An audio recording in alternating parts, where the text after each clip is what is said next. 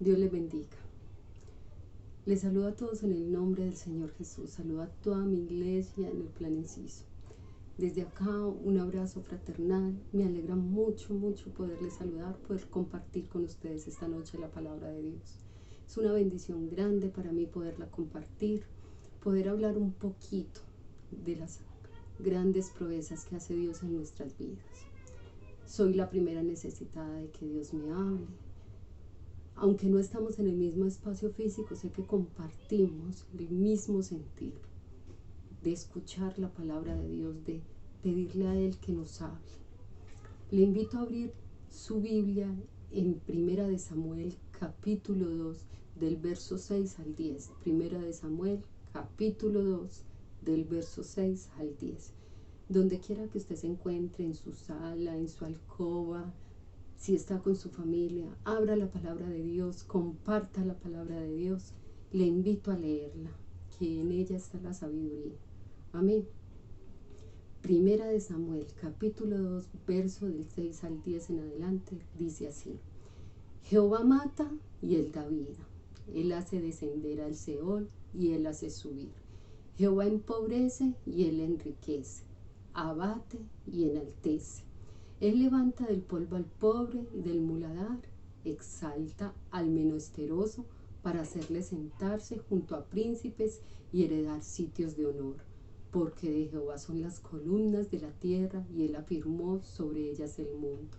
Él guarda los pies de sus santos, mas los impíos perecen en tinieblas, porque nadie será fuerte por su propia fuerza. Delante de Jehová serán quebrantados sus adversarios, y sobre ellos tronará desde los cielos. Jehová juzgará los confines de la tierra. Dará poder a su rey y exaltará el poderío de su ungido. Amén. Un pequeño párrafo del bello cántico de agradecimiento de Ana. ¿Quién es Ana? Hoy vamos a hablar de Ana y de Sara. ¿Por qué de ellas dos? Ana y Sara tenían un problema grande en común. Para los que no conocen esta historia, les invito a leerla. La historia de Ana está en Primera de Samuel, capítulo 1 y 2. La historia de Sara la puedes encontrar un poquito más atrás, en Génesis capítulo 16, encuentras parte de la historia de Ana y el problema que estas dos mujeres tenían en común. ¿Cuál era? Ninguna de las dos podía tener hijos. Ninguna de las dos podía concebir.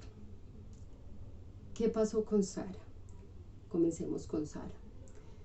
Sara era la esposa de Abraham. ¿Quién era Abraham? Abraham era un jerarca, un hombre de mucho poder, un hombre muy rico que Dios había enriquecido, había llenado de sabiduría. Pero Abraham también tenía un problema, no tenía hijos porque su esposa Sara era estéril. Si miramos el contexto de esta historia, para Ana y para Sara, no tener hijos era una aflicción, una afrenta muy grande, porque en ese momento de la historia, tener un hijo para una mujer era el máximo de su vida, era el propósito de su vida, tener hijos. Era lo más importante que una mujer podía hacer, concebir hijos. Y aunque ambas eran casadas, y en el caso de Sara, llevaba mucho tiempo con su esposo, no había podido concebir un hijo. Era estéril. Entonces, Sara, en medio de estas circunstancias, al ver a su esposo, al ver las riquezas que tenían, al ver todo lo que rodeaba, una jerarquía, como si miramos una jerarquía, el rey quiere tener un hijo para que herede su reino. Eso mismo estaba pasando, pero si un rey no tiene hijos, ¿qué pasa? ¿Qué pasa con esa riqueza? ¿Qué pasa con el nombre de ese rey? Se va perdiendo porque es como si no hubiese existido, si no tienes a quién heredarle. Y eso pasaba con Abraham, no tenía a quién heredarle. Y Sara, que se sentía responsable de que su esposo no tuviera hijos, buscó una solución a su manera. Por eso hoy vamos a hablar de en Dios está la solución real. La solución que buscó Sara fue a su manera. ¿Y cuál fue esta solución? Una solución que hoy para las mujeres nos parece terrible, absurda, pero ella buscó esta solución. Y en ese contexto de la historia, en esa parte de la historia, era muy normal, pasaba todos los días, era cotidiano. ¿Qué hizo? Ella tenía una sierva y se llamaba Agar y dijo, entonces voy a decirle a mi esposo que se allegue, que se acueste con ella y que conciba un hijo con ella. Y entonces así sí Abraham tendrá heredero. Ahora sí, ya no seremos los que no tenemos a quien heredar, sino que ya mi esposo va a tener un hijo. Y así fue. Ella llamó a su sierva y entonces el nombre de Abraham no iba a desaparecer en la historia. Recordemos que Dios ya le había prometido a Abraham que su nombre no iba a desaparecer, que Dios le iba a dar heredad. Pero entonces Sara trató de acomodarlo a su manera. Efectivamente, Abraham se llegó a Agar, y Agar concibió un hijo. Pero ¿qué pasó con Sara después de que su esclava o su sierva quedara embarazada? Empezó a sentirse peor, más vacía, porque ahora su esposo, su propio esposo, sí tenía un hijo, pero ella no. Su esposo era llamado padre, pero ella no era llamada madre porque ese niño tenía mamá. Entonces empezó a sentirse aún más disminuida. Ese lugar de esposa que ella tenía empezó a verlo opacado porque soy esposa pero no soy madre y él es padre. Y empezó a sentir más dolor y más tristeza y su solución se volvió un problema que no solamente fue problema para ella, sino un dolor para misma Agar, que le tocó tener un hijo por voluntad de otro, no de ella, y un niño que nació en medio de unas circunstancias que no eran las ideales y que más adelante, cuando Sara tiene su propio hijo, entonces viene y le dice a Abraham, no vaya, deshágase de ese niño y deshágase de esa sierva porque ya no los quiero y no quiero que él herede junto a mi hijo. Y entonces viene un padre que le toca deshacerse de su hijo, le toca mandarlo a otra parte y eso causa dolor tras dolor, pérdida tras pérdida, causa sufrimiento por todos lados, tanto que hoy en día vemos dos naciones, los herederos de Isaac y los herederos de Ismael, las descendencias de Abraham y de Ismael y de Isaac todavía peleando a ver cuáles son los descendientes verdaderos de Abraham. Imagínense la cantidad de dolor que causa mi solución, a mi manera. Y por otro lado vemos a Ana. Ana tenía exactamente el mismo problema, sumándole a Ana que su esposo tenía dos esposas. Tenía otra mujer, otra esposa, que en ese momento era válido, vuelvo y lo repito, y ella tenía hijos, pero Ana no tenía.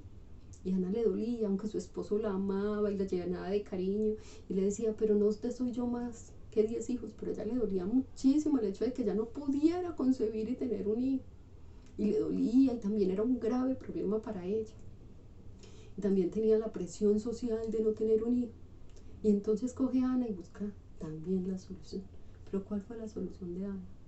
Ella viene al lugar en donde subían a ofrecer sus ofrendas, sus holocaustos delante de Dios, y ella entra ahí y el lugar está vacío y se arrodilla y dice la Biblia que ella no abre sus labios, ella no habla, no se mueven los labios, sino que derrama su alma delante de Dios y le cuenta y su corazón se derrite delante de la presencia de Dios y las lágrimas brotan y ella saca brote todo lo que ella sentía, pero lo hace delante de la presencia de Dios y le ruega y le suplica que le dé un hijo porque ella sabía que la solución real estaba en Dios, que la solución real la podía dar Él. Y entonces ella se humilla y ella se quita todas estas capas que a veces nos ponemos nosotros para tratar de pretender que estamos bien, y ella no, ella descubre su alma de una manera tan grande delante de la presencia de Dios que dice que derramó su alma delante de Dios. Y como Dios escucha el corazón contrito y humillado, Dios ve posibilidades donde nosotros vemos imposibilidad y en donde nosotros no vemos solución, Dios es la solución. Y entonces Él vio ese corazón que se humilló, que se derramó delante de Él, y entonces Él le responde. Y al año siguiente Ana tuvo un hijo que le ofreció a Dios, y ese hijo fue Samuel, un hombre que pasó a ser de gran importancia en el pueblo de Israel. Y si usted lee la historia de Samuel, viene cómo pasa a ser el profeta, el que habla directamente con Dios, al que Dios le habla desde muchacho, llamándolo. Y el privilegio que tiene Samuel delante de Dios después. 2 mujeres, 2 soluciones diferentes, un mismo problema. Hoy en día, nosotros como cristianos no estamos libres de tener problemas, angustias, necesidades.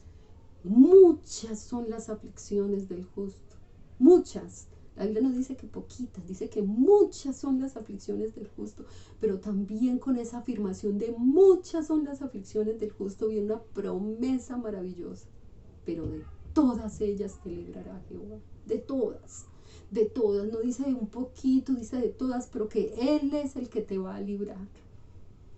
¿Cómo te va a librar? Buscando la solución donde está el que soluciona realmente, derramando nuestra alma delante de Dios. Yo le invito a buscar la solución a su problema, en donde está la solución real, que es en la presencia de Dios. No sea solucionador a su manera. No soy de hablar únicamente de mujeres, y menos en un culto de Dorcas, siempre me gusta generalizar, pero hoy que me centré en estas 2 mujeres no quiere decir que solo es porque las mujeres somos las que tenemos problemas, no. Yo sé que en los hogares, los hombres, mujeres, todos tenemos angustias, problemas, y yo le estoy hablando a usted que tiene ese problema, que tiene esa necesidad, que tiene esa carga, y en donde usted no encuentra la solución, en donde usted se ha desgastado pensando, bueno, ¿y cómo lo soluciono?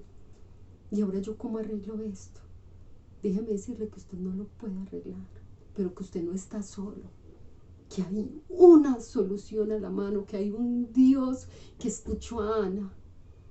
Pero la condición de Ana fue que derramó su corazón delante de Dios. Yo le invito a que derrame su corazón delante de Dios, que saque todas esas angustias. Ahí hay un verso muy lindo después de que Ana derrama su corazón delante de Dios. Dice que ya se levantó, se consoló, no lloró más y sintió paz y tranquilidad, y de verdad que eso es lo que se siente cuando estás en medio de la angustia, en medio del problema, en medio de la necesidad, y entonces buscas ese momento con Dios, te arrodillas, te quitas todo esto y le cuentas a Dios todos tus problemas, todas tus dificultades, todas tus angustias, y te paras con una paz, una tranquilidad que solo Él puede dar.